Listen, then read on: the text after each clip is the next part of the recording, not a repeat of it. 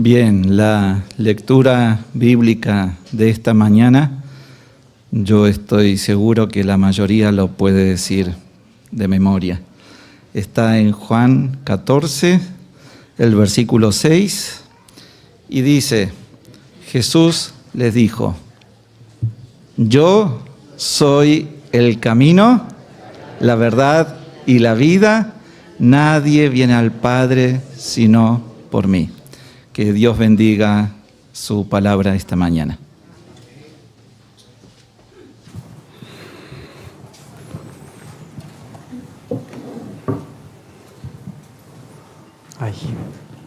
Vale. Muy buenos días a todos. Bueno, para empezar otra vez, vamos a hacer una oración súper pequeñita para que nuestra concentración y el ambiente de reverencia pues nos ayude a poder atender, ¿vale? Ahí no se muevan, vamos a orar. Querido Dios, gracias por este tiempo. Por favor, simplemente ilumina nuestras mentes para escuchar tu voz. Así que no sean palabras de hombres, sino que sean de tu escritura, Señor, que nos puedan ayudar a cambiar. Así que lo pedimos en nombre de Jesús. Amén. Yo quiero que me acompañen a este momento. Vamos a abrir el libro de Ageo. Así que si ustedes tienen su Biblia, los invito, o su dispositivo portátil, teléfono, tablet, o lo que usted maneje, los invito a que abran el libro de Ageo, capítulo 2, y el versículo 6. ¿Lo tenéis?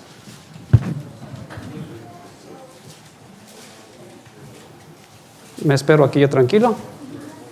¿Lo tenéis todos? ¿Sí? Ageo 2.6, ¿te lo tenemos? Amén. Vale.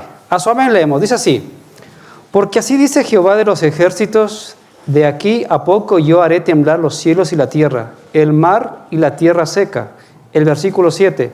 Y haré temblar todas las naciones, y vendrá el deseado de todas las naciones. O también en otras traducciones, el deseado de todas las gentes. Y llenaré de gloria esta casa, ha dicho Jehová de los ejércitos. Hoy, esta mañana, vamos a hablar de lo que dice la Escritura, del deseado de todas las gentes, de Jesús.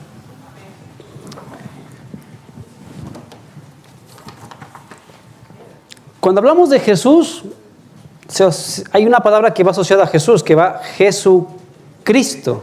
Y cuando hablamos de Cristo, hablamos del cristianismo. Y la figura principal del cristianismo es Jesús. En nuestro contexto de cristianos, independientemente de nuestras creencias particulares, como cristianos que aceptamos a Jesús, nosotros entendemos que Jesús es algo importante en nuestra vida. Pero cuando vamos al mundo, a las personas que no consideran a Jesús, consideran que lo que nosotros creemos es la mayor de las falsedades jamás contadas. Una fábula, una historia de niños. Así se considera. Y eso puedes escuchar un comentario de gente de la calle como del catedrático con 3 PhD. Bueno, ¿y piensan igual? Sí. Ahora, no solo es ese detalle. Si habla de que no simplemente que es una mentira, sino que es la mayor de las falsedades jamás contadas, pero desde nuestra óptica entendemos de que es la mayor verdad y que se debe defender y que se debe contar. ¿Están de acuerdo conmigo? Así es. Esta mañana vamos a hablar de este personaje que no simplemente es el ejemplo para todos, sino que es el centro de toda la Escritura. ¿Qué evidencia tenemos de que Jesús sea real? Porque si el mundo dice que es una fantasía y lo que creemos es paja, pues veamos esta mañana si es así. Por ejemplo, tenemos este libro delante de nosotros. Bueno, aunque sea su portátil, aunque sea su tablet, este libro es un libro histórico. No lo hemos escrito nosotros. Viene de copias y copias, o sea que tenemos un registro largo sobre esto. Hay 4 personajes que cuentan sobre Jesús. Tenemos a Mateo. Mateo describe a Jesús como el personaje del escrito está. Algo que se centra en Mateo, cada vez que usted lo lee dice escrito está, como estaba escrito, utiliza Mateo. Pero si vamos a leer el libro de Marcos, Marcos nos quiere transmitir de que Jesús no simplemente es el escrito está, que Jesús es el Hijo de Dios. Cuando nos pasamos a Juan, que es uno de los libros que es de la teología más profunda, Juan dice, sí, Jesús es el que cumple el escrito está. Sí, es verdad, Marcos dice que es el Hijo de Dios, pero yo añado, no simplemente es eso, Jesús es Dios. Así lo dice el primer texto, ¿no? En el principio era el verbo era Dios y el verbo era Dios. Pero Lucas, en este caso Lucas, obviamente no era un discípulo de Jesús, pero cuenta una narrativa, y una narrativa histórica, donde nos da datos históricos acerca de Jesús. Por ejemplo, el dato que dice de Augusto César, un dato histórico. Vale, uno puede decir, bueno, eso porque ustedes son creyentes y ustedes creen en ese libro. Sí, es posible que sea así, pero veamos otros datos más. Vamos, por ejemplo, a lo que nos dice el libro de Juan 20:25. Yo los invito que abran su escritura en el libro de Juan, capítulo 20.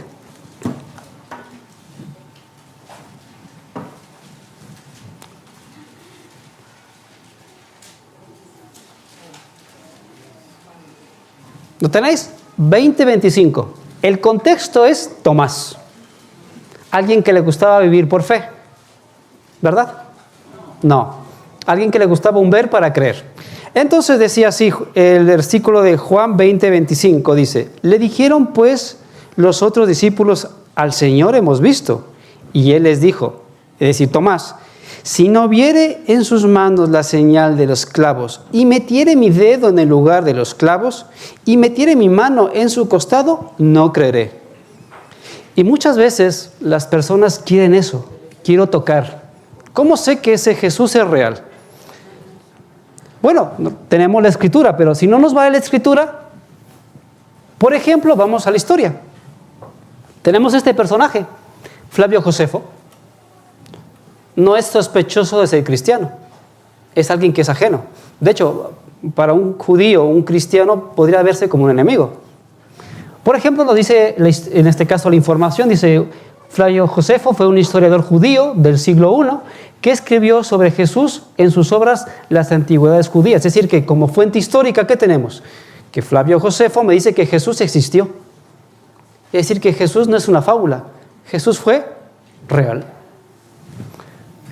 El testimonio, en el testimonio Flaviano, Josefo menciona a Jesús como un hombre sabio, hacedor de obras sorprendentes y que fue crucificado bajo Pilato. Un dato histórico. Entonces, cuando un catedrático dice que queremos en fábulas, pues es posible que el catedrático no haya leído el testimonio de ¿quién? De un personaje histórico como ¿quién? Como Flavio Josefo. Bueno, ¿será el único que tenemos? No, tenemos otro, Tácito. Otro que ni siquiera es un creyente. Dice, Tácito era un historiador romano que escribió en el siglo II. En sus anales menciona a Jesús, llamado el Christus, en el contexto de la persecución de los cristianos por Nerón, y confirma su ejecución bajo Poncio Pilato. Es decir, que Tácito, que tampoco es cristiano, nos confirma de que Jesús fue real. ¿Alguien más tenemos por ahí? Plinio el Joven, otro historiador. El gobernador romano, en una carta al emperador Trajano, describe las prácticas de los cristianos y menciona a Cristo como una figura central en su culto. Entonces encontramos que por fuentes históricas, al personaje que nosotros creemos, existe. Es decir, que lo que creemos no es paja, es real. Vale, ahí tenemos esa historia. Entonces, pero el problema es que cuando uno busca más fuentes, tenemos más historiadores. Por ejemplo, tenemos al historiador Suetonio, en la vida de los 12 Césares, dice que Jesús existió. Otro historiador que se llama Mara Bar Serapión, dice que, por ejemplo, dice que era un filósofo sirio y hace una referencia a la ejecución de un sabio rey de los judíos. Un sabio rey de los judíos. ¿Quién podrá ser ese? Jesús. Aunque no dice Jesús, dice un sabio rey de los judíos. Luciano de Samotosa, en su obra La muerte del peregrino, menciona a Jesús, como el fundador del cristianismo, aunque se burla de él, pero lo menciona. Clemente de Roma menciona a Jesús en sus enseñanzas de muerte y resurrección. Otro personaje como Ignacio de Antioquía menciona también la muerte de Jesús bajo Poncio Pilatos. Justino el mártir, otra persona histórica, defiende la historicidad de Jesús y su crucifixión. Tertuliano, ¿ya voy cuántos? 2, 4, 5, más 3, 8. Voy a contarles 4 más. Si con 12 fuentes no te vale, ¿qué más queremos? Tertuliano dice, menciona a Jesús y se refiere a los registros oficiales de su evidencia de existencia y crucifixión. Talus, otro, en un libro que se llama... Talus menciona que hubo un momento de oscuridad durante la crucifixión de Jesús. Talus. Y el Talmud babilónico, textos rabínicos judíos, que contiene algunas referencias indirectas a Jesús, aunque lo menciona como un transgresor y que practicaba la hechicería. Bueno, aunque sea para bien o para mal, citaban ¿a quién? A Jesús. Es decir, que yo no creo en pajas. Es decir, que si quiero hacer el de Tomás, pues aquí tenemos el dedo para tocar, porque están las fuentes históricas. Y si usted se va a las 2 fuentes que tenemos de vasta información, de Big Data, usted se puede meter en el ChatGPT o en el Géminis de Google y pregúntele, oye, dame referencias de Jesús. Y tiene un buen rato para leerlo. O sea que Jesús es real. ¿Vale? Pero no solo vale, esas fuentes, pero vamos un poquito a otras fuentes. El judaísmo reconoce que existe Jesús. ¿Vale? ¿Cómo lo llama? Aunque algunas menciones no son muchas, a menudo son críticas y Jesús es mencionado como un transgresor porque fue ejecutado. ¿Vale? No dice que no existe, lo llama transgresor, pero da el hecho de que Jesús sí existía. El Islam, no tiene nada que ver con el cristianismo, ¿no? Pero es curioso que el Islam dice en el Corán, Jesús es conocido como Isha, en árabe. Es mencionado con frecuencia y es considerado un profeta importante nacido de la Virgen María, Mariam, como ellos lo llaman, que realizó milagros y se le dio el Evangelio. No es considerado el Hijo de Dios, sino un siervo mensajero de Dios. El Corán también sostiene que Jesús no fue crucificado, sino que fue llevado al cielo por Dios. Aunque podamos discrepar en algunas cosas, me dice, oye, ese personaje existe. Aunque el Talmud hable mal, me dice, ese personaje existe, es real. Pero no solo esto. Por ejemplo, la fe Bahá'í dice que Jesús es la manifestación de Dios. La fe Bahá'í no es cristiana. El hinduismo habla de Jesús como un maestro yogi, un hombre santo. El budismo reconoce, por ejemplo, a Jesús como un ser iluminado que ayuda a otros a alcanzar la iluminación. Inclusive el espiritismo reconoce a Jesús como un espíritu puro y el modelo moral más elevado a seguir. El sijismo habla también a Jesús como un hombre santo y maestro de moral. Es decir, que otras denominaciones o otras creencias u otras ópticas reconocen que ese ser es real. O sea, que Jesús existe. Hagamos un encaje aquí. Si estas creencias consideran que Jesús es real y que existe, ¿no sería fácil para Satanás tomar una figura y aparecer y ser el sentido de todos? ¿En un falso engaño cuando la gente se pierda? Sí, porque eso es lo que vimos el otro día cuando estábamos estudiando el octavo rey, de que esa octava bestia, es decir, Satanás tomando la forma de Cristo, se presentará al mundo que sí cree que existe un Jesús. Vale, pero no vamos por ahí el tema. Lo que quiero que ustedes ven hasta aquí es que considerar que Jesús es un cuento no se puede, porque tendríamos que ignorar varias fuentes que están a la mano. Es decir, que lo que yo creo se puede palpar. Ahora, si aún así es poco, hay este libro y esta película que está basada en un abogado. Bueno, eso es un abogado, es un periodista que también, como otros tantos que dijeron, ese hombre no existe, se puso a investigar. Y al final, en la final de su investigación, ¿qué creen que sucedió? Se convirtió. Y escribió el libro que se llama El caso de Cristo. Como dice, una investigación personal de un periodista de la evidencia de Jesús. Porque cuando investigas de él, lo único que te queda es dos cosas: o aceptarlo o negarlo. No hay más. Al ChatGPT le pregunté, oye, ¿qué opinas de Jesús? Me dice, de él se han escrito entre 100 a 200,000 libros. Y esto sigue en aumento, me dice. Me añade el ChatGPT. Dice, es ampliamente aceptado que Jesús de Nazaret es probablemente el ser humano sobre el cual se han escrito más libros en la historia. Su influencia extendida y multidimensional ha hecho que sea figura y sea tema inagotable de estudio y reflexión en múltiples contextos culturales y académicos. Hablamos que la inteligencia artificial no niega que Jesús no exista. De hecho, lo ensalza. En Géminis me añadió otro detalle. Dice, el consenso académico dice que nadie puede negar la existencia de Jesucristo, porque fue real. Jesús es real. No creemos en paja. Otro detalle también que uno se puede poner a pensar. ¿Cuán importante es la figura de Jesús? En Estados Unidos, por ejemplo, yo tengo aquí una botella de agua. Pero en Estados Unidos hay la marca Coca-Cola, ¿no es cierto? Hay unas latitas. Y en Estados Unidos hay máquinas donde dice, yo quiero esa lata, pero quiero que ponga aquí mi nombre. Pues me tomo una lata con mi nombre de Santiago. Y le puedo poner los nombres o el mensaje que yo quiera. Pero qué curioso que si uno le pone Jesús, el aparato no funciona. Uno dice, qué raro. ¿Y qué tal si le ponemos Satanás? Te lo saca. Y si le ponemos Mahoma, te lo saca. Pero qué curioso, ¿por qué casualmente ese nombre no se puede colocar? Y yo me puse esta mañana a discutir con ChatGPT y le digo, ¿pero qué sucede con eso? Es un poco incongruente. Sí, me dice, pero son las políticas de Coca-Cola. Pero lo curioso es, ¿por qué ese personaje es tan importante que se debe negar su nombre?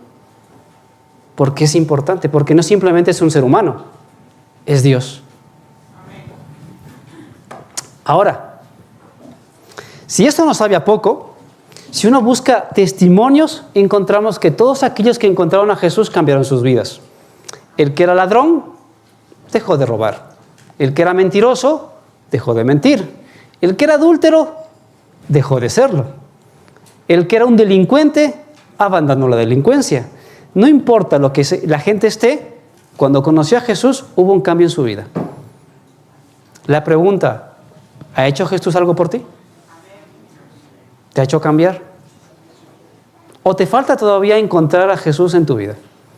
Porque necesitamos encontrarlo a Él. Porque cuando tenemos un encuentro personal como el que tuvo Pablo, yendo a cazar cristianos, tuvo que caer al suelo y decir, Señor, dime qué hagas. ¿Qué quieres que yo haga? Y si vamos, no solo hablamos de gente cristiana que se ha convertido, gente que tiene el concepto del cristianismo en su mente, porque vive una cultura cristiana, porque quieramos o no, vivimos una cultura cristiana, pero ¿qué tal en aquellos países que no hay una cultura cristiana, que son totalmente del Islam? Pues uno puede buscar cientos de testimonios de que alguien que se puso a investigar, de repente se le apareció un hombre en blanco, con las manos aquí señaladas, diciendo, yo soy Jesús. Y gracias a esos hombres, muchos están escuchando el Evangelio de aquellas personas que se convierten en el cristianismo. El cristianismo tiene algo de particular, que es diferente de otras. Por ejemplo, si resulta que mi amigo Luis decide cambiarse de religión, ¿qué podemos hacer nosotros? Orar por él, hablarle, y hasta ahí. No le podemos obligar. Ahora, imaginemos que nosotros somos del Islam y se nos ocurre sernos cristianos. Se te acabó la vida. Acabamos contigo. Y nos llamamos la religión de paz, cuando somos capaces de matarte si te conocemos que eres cristiano.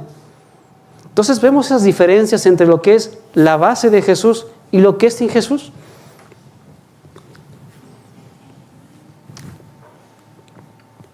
Aquí está lo que les comentaba, la campaña de Coca-Cola, que permite colocar hasta Satán ahí, pero no deja colocar el nombre de Jesús. O sea que no es algo que simplemente me los esté contando por mera historia. Ahora, Jesús nos dijo un detalle. Vamos al libro de Mateo 24:4. Yo los invito, antes de poner aquello que vamos a ver ahora.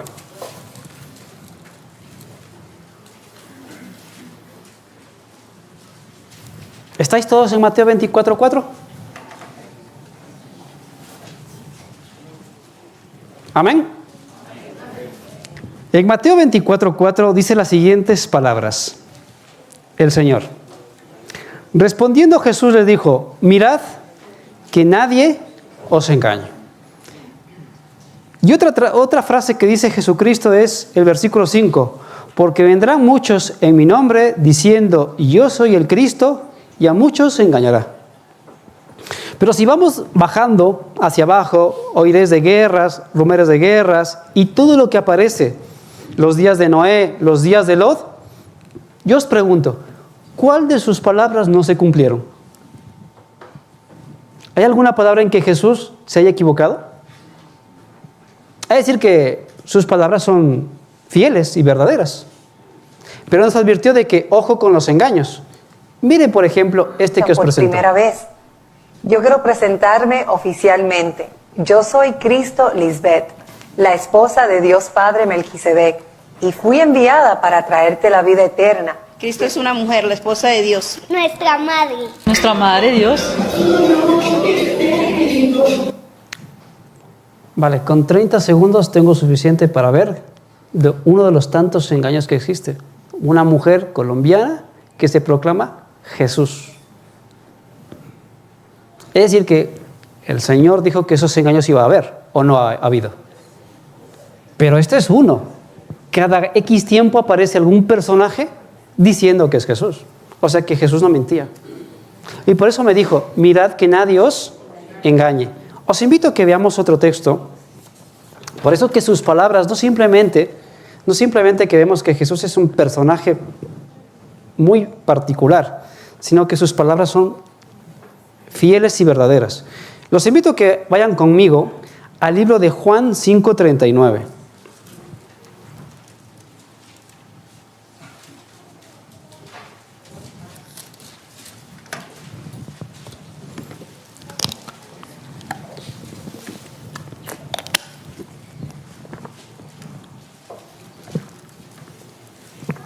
¿Lo tenéis? Vale. ¿Qué nos dejó Jesús para que nosotros no caigamos en estas barbaridades? Porque uno dice, bueno, o esta gente está mal o algo está pasando aquí.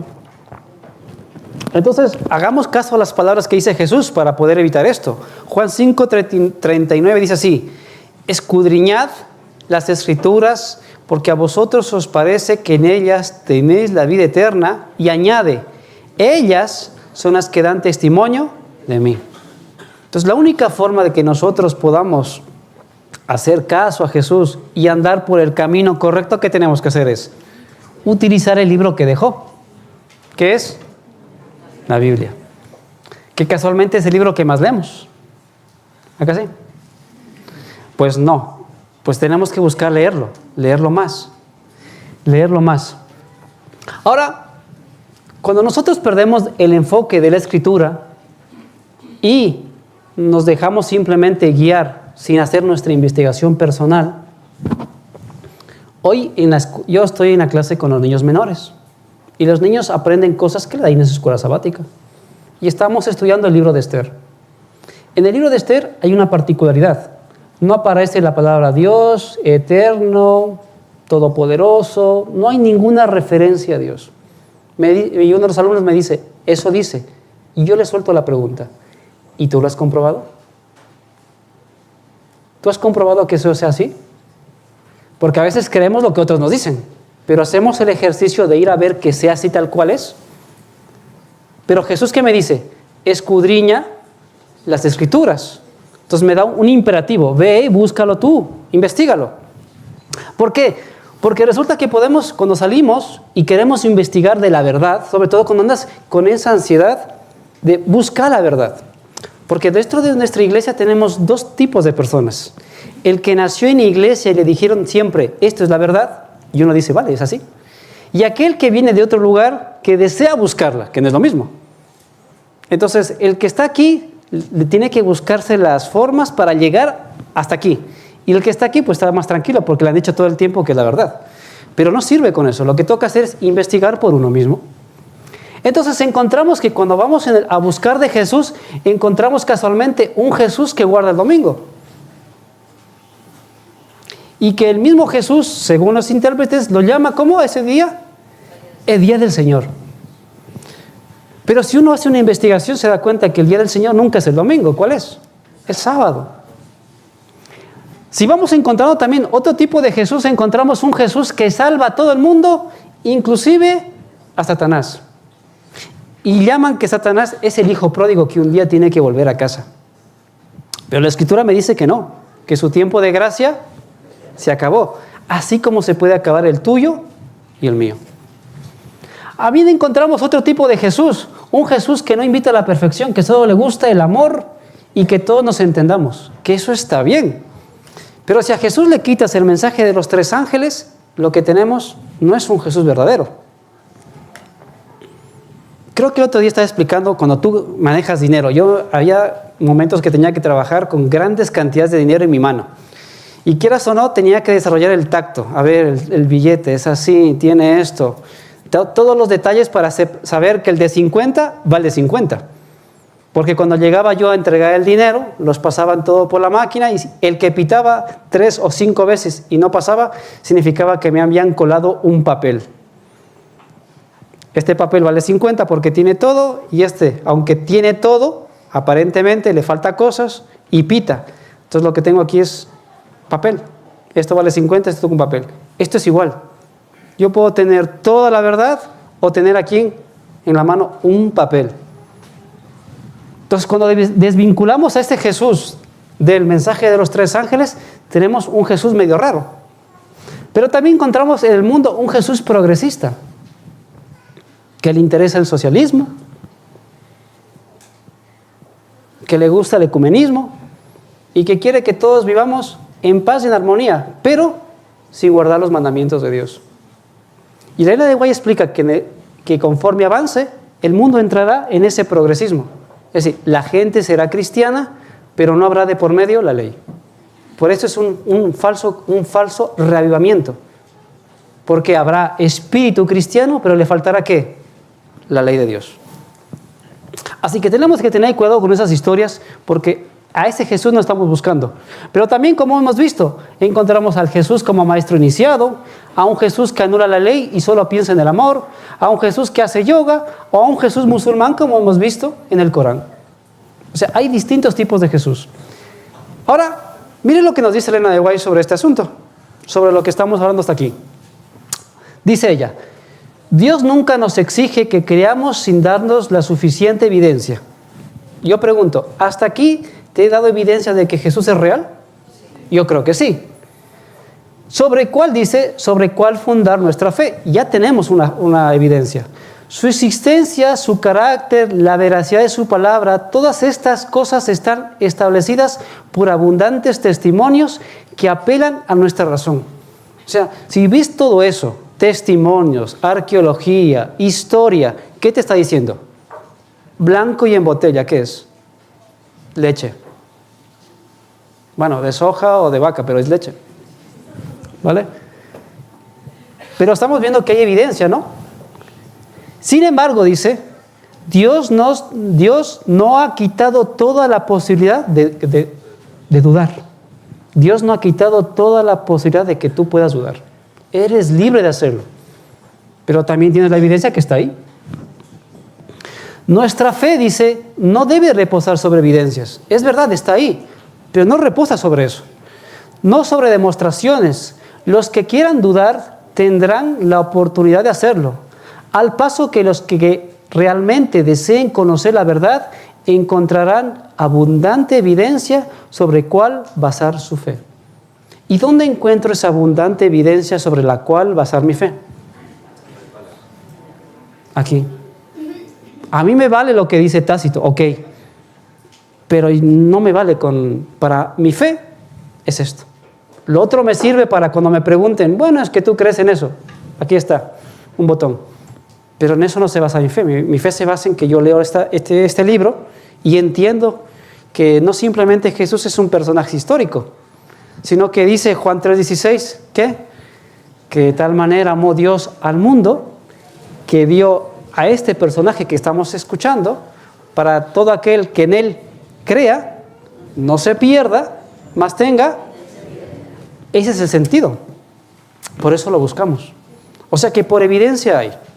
Resumamos un poquito. ¿Qué tenemos? Tenemos evidencia religiosa y no religiosa de que Jesús existe. Sus palabras son reales. La Biblia es real, está aquí. ¿Saben que a veces, cuando hay libros, por ejemplo, tenemos la Ilíada de Homero y la Biblia?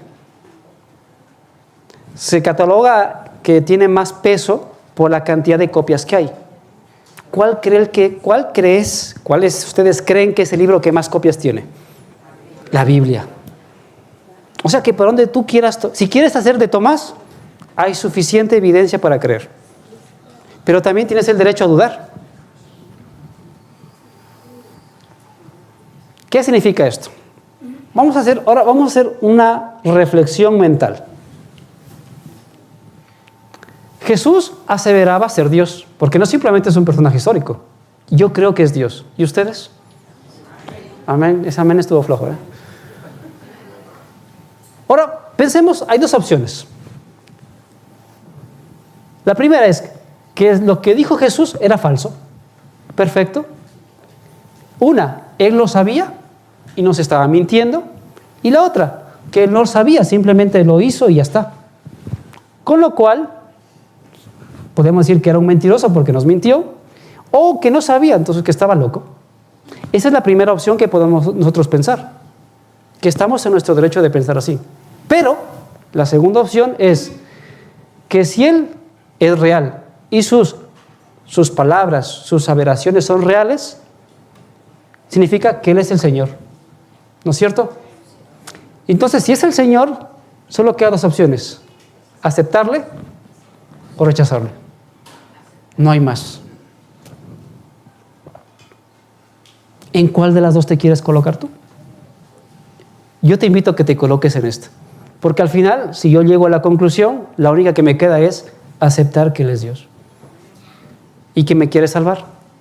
Y quiere ayudar a tu familia y a todos los que le rodean. ¿Estáis de acuerdo? Vamos a buscar el libro de Juan 17:3.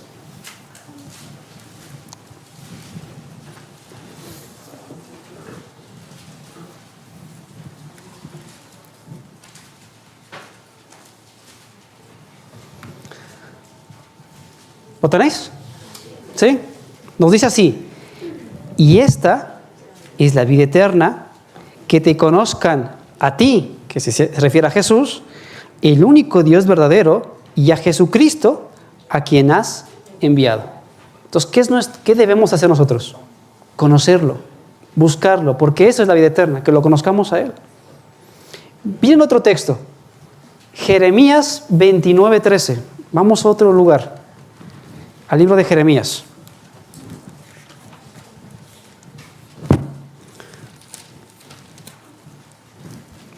Aquí nos invita a que lo busquemos y lo conozcamos, pero aquí nos va a decir cómo tenemos que buscarlo.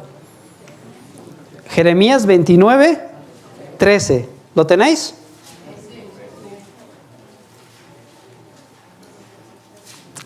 No, perdón, me habías pasado. Es el 12. Jeremías 29:12. ¿Lo tenéis? ¿Sí? Amén. Miren lo que dice aquí. Entonces me invocaréis y vendréis, lloraréis y yo os oiré. Y el 13. Y me buscaréis y me hallaréis, porque me buscaréis de todo vuestro corazón. Porque lo que Jesús quiere de nosotros, ¿qué es? Nuestro corazón, nuestra mente. Nos invita a buscarlo, pero no simplemente conocerlo, sino buscarlo, pero buscarlo ¿de qué? De corazón. Porque hay un texto que dice así, ¿no? Ay, ¿dónde lo tengo el texto? Tengo por aquí. El Mateo 22:37, que Jesús dijo que hay dos mandamientos, y uno de ellos es: amarás al Señor tu Dios con todo tu corazón y con tu alma y con toda tu mente. Eso es lo que está buscando Jesús. Jesús te está buscando a ti, amigo. Y si esta mañana viniste, debes saber que Jesús te está buscando. Quiere que seas su amigo, pero también te quiere salvar.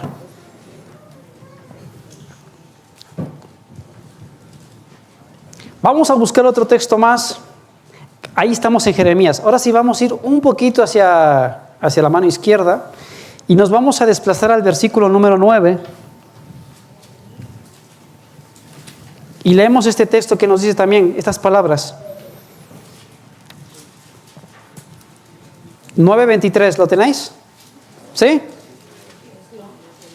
¿Sí o no? Vale, a su amén leemos. Dice así, 9:23 de Jeremías. Así dijo Jehová, no se alabe el sabio en su sabiduría, ni en su valentía se alabe el valiente, ni el rico se alabe en sus riquezas, mas alabes en esto el que subiere de alabar. ¿En qué? En entenderme y conocerme, que yo soy Jehová, que hago misericordia, juicio y justicia en la tierra, porque estas cosas quiero, dice Jehová. ¿Y esto para quién se lo dice? ¿A mí? No, se lo dice a cada uno de nosotros. Jesús nos está buscando. Y por eso Él no simplemente nos busca, ¿no? Quiere habitar con nosotros en nuestro corazón. Dice ella, Elena White, Jesús descendió a nuestro mundo con el propósito de darnos un ejemplo vivo, para que sepamos cómo vivir y observar el camino del Señor. Yo no soy un ejemplo para ustedes, y creo que ninguno de nosotros somos ejemplo para otros. Pero si hay un ejemplo al cual tenemos que seguir todos, ¿quién es? A Jesucristo. Él era la imagen del Padre. Su hermoso e inmaculado carácter está ante nosotros como un ejemplo que ha de ser imitado. Es decir, que cuando yo me comparo con Jesús, algo ha de ver. Pero si empiezo a imitar algo de Él, va a ser bueno para mí.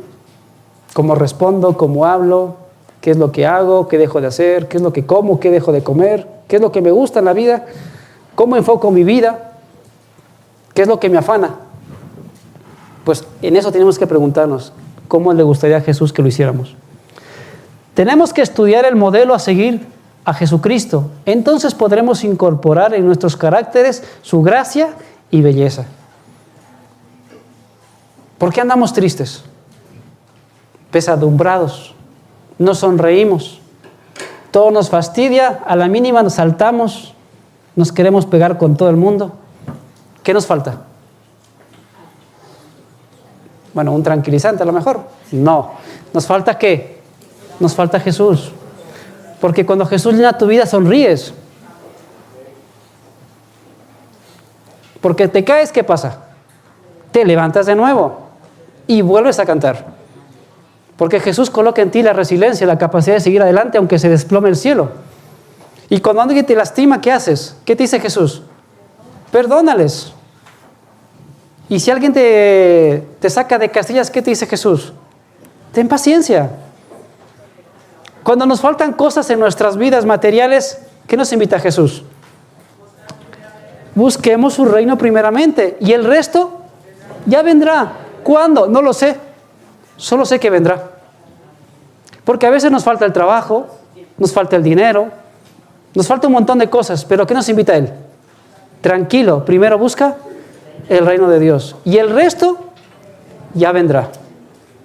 Y es lo que tenemos que hacer. Si en nuestro hogar falta algo, nuestros hijos, nuestra esposa, algo que nos rodea está mal, es porque le falta ¿qué?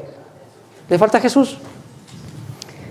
Haciendo esto, dice, cuando hacemos ese ejercicio, haciendo esto, estaremos colocándonos ante Dios por medio de la fe, recuperando de las huestes de las tinieblas el poder del dominio propio y el amor de Dios que Adán perdió.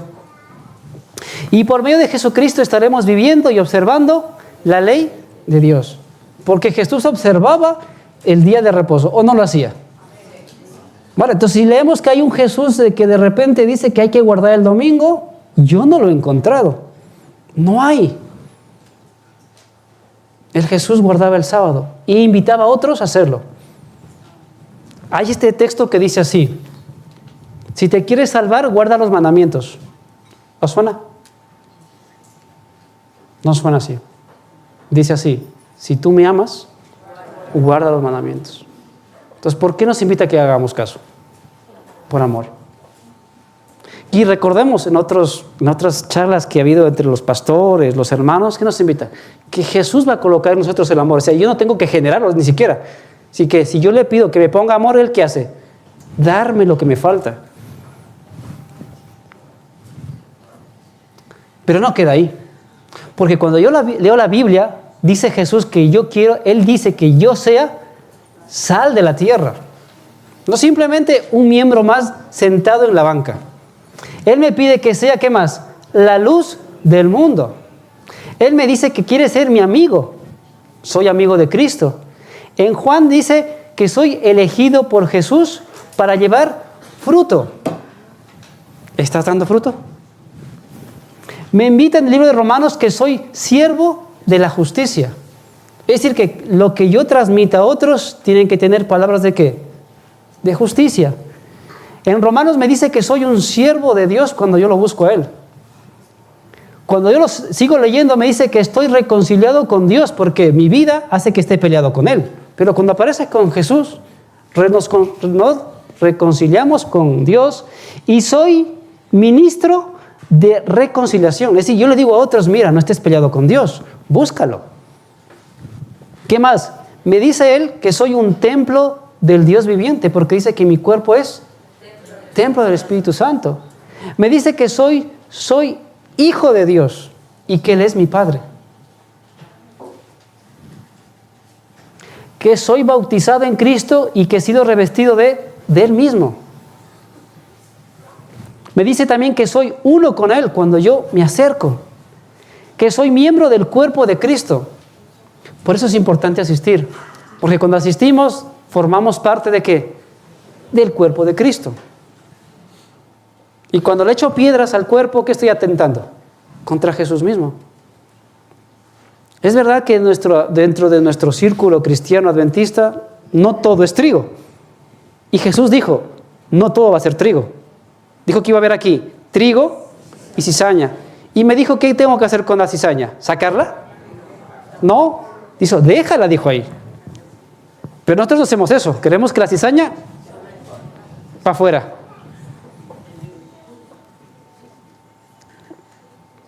Y si hace algo mal la cizaña, ¿qué hacemos? Pues tenemos que tener paciencia. Porque esta es la iglesia militante. Y si hacemos caso, podemos ser todos la iglesia triunfante.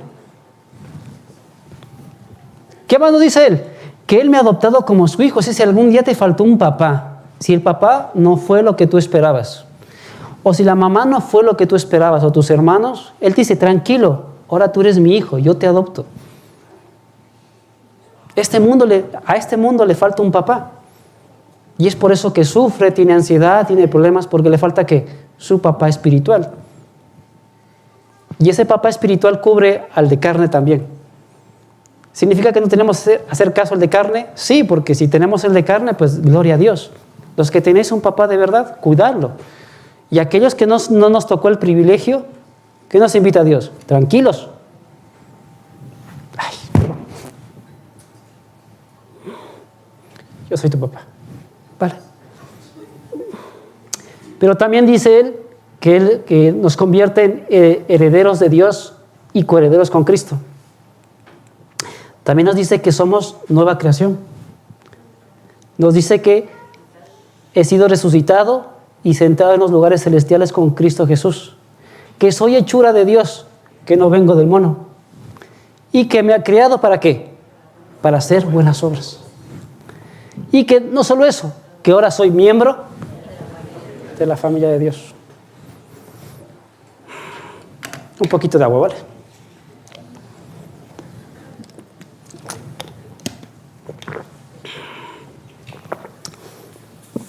Vale, aunque me haya puesto un poco sentimental,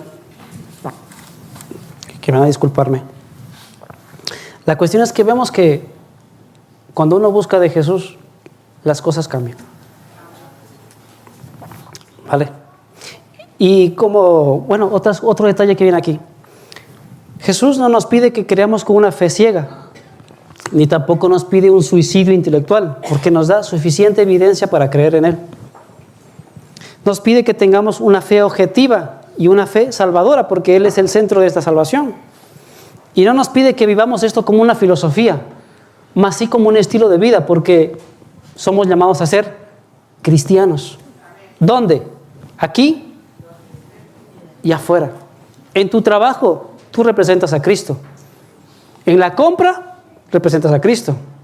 En la frutería, representas a Cristo. En el autobús, con esa mujer que te ganó el puesto, representas a Cristo. En cualquier lugar donde suceda, estamos representando al Señor. En tu escuela, en tu colegio, en tu instituto, en tu universidad, tú estás representando al Rey de Reyes y Señor de Señores. Sus palabras dijeron esto en Juan 8:32. Y conoceréis la verdad, y la verdad os hará libres. Yo te invito, conoce esa verdad, y esa verdad es Jesús, porque cuando tú lo conoces, eres libre. Libre del odio, del rencor, de la ira, de todo. Por eso te invito, busca a Jesús. Vamos a leer un texto más, y con eso vamos terminando.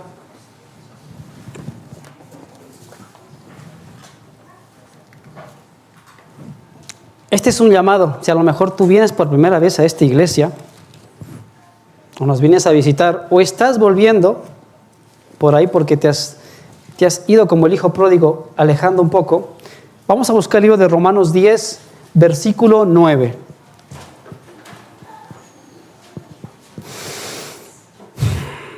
¿Lo tenéis?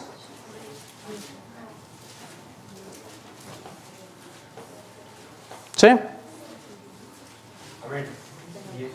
10:9, ¿lo tenéis? Dice así, 10:9. Esto es para todos nosotros, que si confesares con tu boca que Jesús es el Señor y creyeres en tu corazón que Dios le levantó de los muertos, serás salvo. Esta promesa es para todos nosotros. Al que está aquí, al que se está yendo y para el nuevo. Jesús quiere salvarnos. ¿Quién es la única persona que se lo puede impedir? Yo.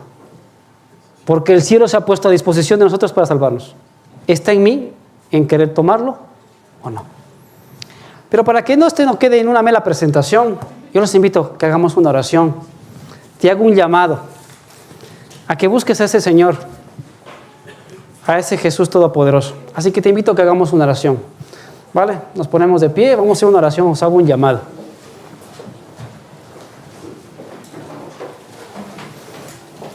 Recuerda esto, no te has ido lo suficientemente lejos para que Jesús no te alcance. Jesús te ama, te quiere, pero desea de ti también que lo busques y a partir de ahí Él te va a ayudar a cambiar. Él no nos cambia en nuestras fuerzas porque Él prometió que nos iba a dar el querer como el hacer. Dijo que nos iba a poner la fe, nos iba a poner, ¿qué más? El arrepentimiento, ese dolor que me hace ver que estoy mal. Él nos coloca todo eso con el objetivo de salvarnos. Así que esta mañana vamos a pedirle que por favor nos ayude a todos, porque desde yo hasta ustedes lo necesitamos, ¿vale? Vamos a orar. Eterno Jesús, eterno Padre, Espíritu Santo, esta mañana estamos delante de ustedes y os venimos a pedir que por favor nos ayuden, que necesitamos de vuestra ayuda. Espíritu Santo, necesitamos que nos dé la sabiduría, la inteligencia para poder entender más a Jesús. Ayúdanos, Señor. Sí, Señor Jesús, por favor, pon en nuestros corazones tu amor, tu misericordia y perdónanos todos los errores que hemos cometido y ayúdanos a caminar de aquí en adelante cogido de tu mano. Así que te lo pedimos no porque lo merezcamos ninguno de nosotros, sino que te lo pedimos todo esto en tu nombre, en el nombre de Jesús. Amén. Que tengáis un bonito día.